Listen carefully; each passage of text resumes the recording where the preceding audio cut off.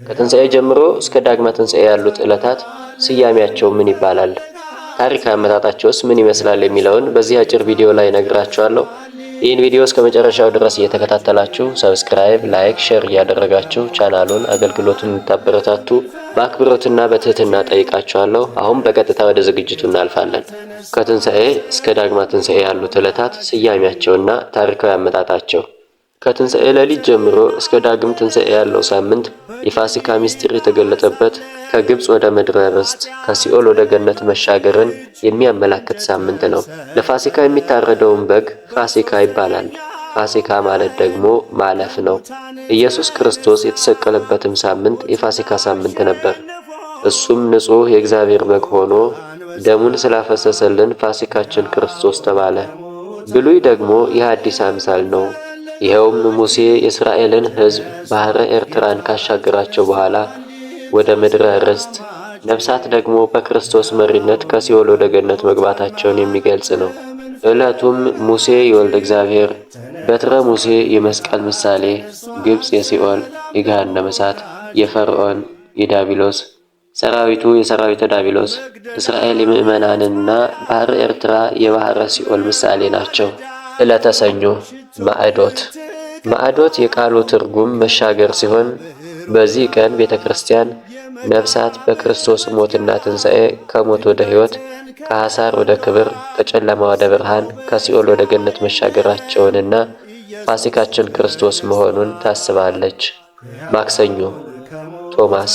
ቅዱስ ቶማስ በጦር የተወጋ ጎኑን በቀኖት የተቸነከረ እጁንና እግሩን ካላየሁ አላምንም በማለቱ ክርስቶስም ጣትህን ወደዚህ አምጣና እጆቼን እይ፣ እጅህንም አምጣና ወደ ጎኔ አግባ፣ እመን እንጂ ተጠራጣሪ አትሁን ብሎታል። ቶማስም ጌታዬ አምላኬም ብሎ በመለሰ ጊዜ ጌታችን ኢየሱስም ስላየኸኝ አመንህን? ሳያዩ የሚያምኑ ብፁዓን ናቸው አለው። በዮሐንስ ወንጌል ምዕራፍ 20 ከቁጥር 27 እስከ 29። ቶማስ የጌታን ፍቅር ተገንዝቦ ትንሣኤውን ስላመነ ቅድስት ቤተ ክርስቲያን ዕለቱን ቶማስ ብላ ታስበዋለች። ከ11 ደቀ መዛሙርት አንዱ ቶማስ ጌታችን ኢየሱስ ክርስቶስ በዝግ ቤት ገብቶ ሰላም ለሁላችሁ ይሁን ባላቸው ጊዜ ከእርሳቸው ጋር አልነበረም። ቶማስ በአረማይክ፣ ዲዲሞስ በግሪክ መንታ ማለት ነው። ቶማስ በቤተ ክርስቲያን ታሪክ በፋርስና በህንድ ወንጌልን እንዳስተማረ ይነገራል። ለቶማስ ጎኑን እንዲዳስስ የፈቀደው ለሌሎች ቅዱሳን ሐዋርያት የተቸነከረውን እጁንና እግሩን ያሳየው ካህናት ሥጋውንና ደሙን እንዲፈትቱ ነው። ዮሐንስም በእጃችን ዳሰስ ነው ብሏል። ለማርያም መግደላዊት ግን የተነሳ ዕለት አትንኪኝ ማለቱ ለሴቶች ሥጋውን ደሙን መፈተት አልተፈቀደም ሲል ነው ብለው ሊቃውንት ያትታሉ። አትንኪኝ ገና ወደ አባቴ አላረግኩምና፣ ነገር ግን ወደ ወንድሞቼ ሂጂና ወደ አባቴ ወደ አባታችሁ ወደ አምላኬ ወደ አምላካችሁም አድርጋለሁ አለ ብለሽ ንገሪያቸው አላት።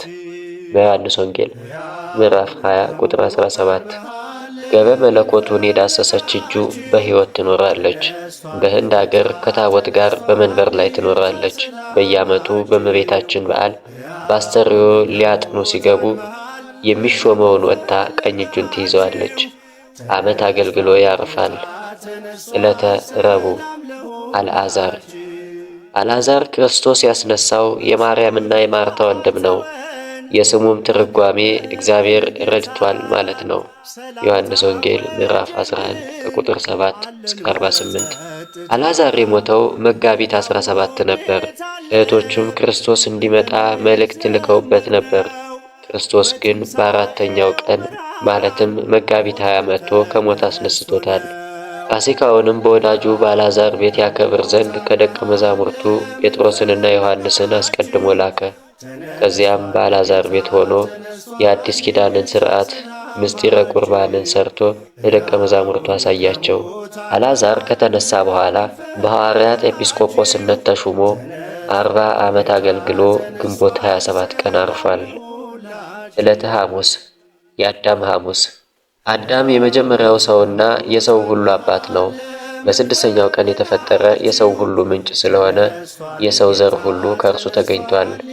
በዚህ ዕለት ለአዳም የተሰጠው የተስፋ ቃል ስለመፈጸሙ በኦሪት ዘፍጥረት ምዕራፍ 3 ቁጥር 15 አዳም ከነ ልጆቹ በክርስቶስ ሞትና ትንሣኤ ነፃ ስለመውጣቱ ይታሰብበታል።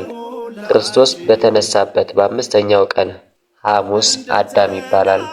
ጌታችን አዳምን ከ5 ቀን ተኩል በኋላ ከልጅ ልጅ ተወልጄ አድንሃለሁ ብሎ ቃል ገብቶለት እንደነበር በቀለሚንጦስ ተጽፏል። አዳምና ሔዋን በገነት 7 ዓመት ከቆዩ በኋላ ትእዛዙን በመተላለፋቸው ከኤደን ገነት አስወጣቸው። ብዙ ተባዙ ያለው ቃል እንዳይቀር በምድር ላይ ወርደው ልጆችን ወለዱ ይላል። የተወለዱትም ልጆች በቁጥር 8 እንደሆኑ አንደኛ መቃብያን ምዕራፍ 28 ቁጥር 6 የተወለዱት ልጆች ደጎችና ክፉዎች እንደነበሩ በአቤልና በቃየል ታውቋል። አዳም በዚህ ዓለም 930 ዓመት ኖሮ ሚያዝያ 6 አርፏል። ዕለተ ዓርብ ቤተ ክርስቲያን። ዓርብ የእግዚአብሔር ቅድስት ማደሪያ በሆነችው ቤተ ክርስቲያን ተሰይማለች። ይኸውም ሁሉም ምስጢራተ ቤተ ክርስቲያን የተፈጸመባት ዕለት በመሆኗ ነው። ዕለተ ዓርብ የሥራ መከተቻ፣ ምዕራብና መግቢያ በሚሉት ስያሜዎች ትጠራለች። በዕለቱ ጌታችን መድኃኒታችን ኢየሱስ ክርስቶስ በመልዕልተ መስቀል ያደረገውን ተአምር፣ በመስቀሉ ድኅነትን እንዳሳየ፣ በቀራንዮ የሕንጻዋ መሠረት እንደተተከለላትና ሥጋ መለኮት እንደተቆረሰላት፣ ልጆቿን ከማኅፀነ ዮርዳኖስ ካብራ ከመንፈስ ቅዱስ የምትወልድበት ማየ ገቦ እንደፈሰሰላት ተገልጾባታል። ዕለተ ዓርብ። ዕለተ ቅዳሜ የቅዱሳን አንስት። ቅዳሜ ቅዱሳት አንስት ተብሎ ይጠራል። ይህም ስያሜ በስቅለት ዕለት በለቅሶና በዋይታ የሸኙትን፣ በዕለተ ትንሣኤ ሽቱና አበባ ይዘው ወደ መቃብር የገሰገሱትን፣ ከሁሉም ቀድሞ ጌታችን በዕለተ ሰንበት ተነስቶ ለተገለጸላቸው ማርያም መግደላዊት፣ የታናሹ ያዕቆብና የዮሳ እናት ማርያም፣ የዘብዴዎስም የልጆቹ እናት ሰሎሜንም መታሰቢያ ለማድረግ ነው። ከሳምንቱ በመጀመሪያይቱ ቀን ያዘጋጁትን ሽቶ ይዘው እጅግ ማልደው ወደ መቃብር ሄዱ። ሌሎች ሴቶችም አብረዋቸው ነበሩ ተብሎ በሉቃስ ወንጌል ምዕራፍ 24 ቁጥር 1 እንደተጻፈው። ዕለተ እሁድ ዳግም ትንሣኤ። ያም የሳምንቱ የመጀመሪያ ቀን በመሸ ጊዜ ደቀ መዛሙርቱ አይሁድን ስለፈሩ ተሰብስበው የነበሩት ቤት ደጁ ተቆልፎ ሳለ ጌታችን ኢየሱስ መጥቶ በመካከላቸው ቆመና ሰላም ለእናንተ ይሁን አላቸው። በማቴዎስ ወንጌል ምዕራፍ 20 ቁጥር 19። ጌታችን ኢየሱስ ክርስቶስ ከደቀ መዛሙርቱ ተሰውሮ ከሰነበተ በኋላ በዕለተ እሁድ በዝግ ቤት እንዳሉ ዳግም ተገለጸላቸው። ስለዚህም ዳግመ ትንሣኤ ተባለ። ምንጭ መዝሙረ ማኅሌት ወቅዳሴ ሥርዓተ አምልኮ ዘኦርቶዶክስ ተዋሕዶ የዮሐንስ ወንጌል አንድምታ። ወስብሐት ለእግዚአብሔር ወለወላዲቱ ድንግል ወለመስቀሉ ክቡር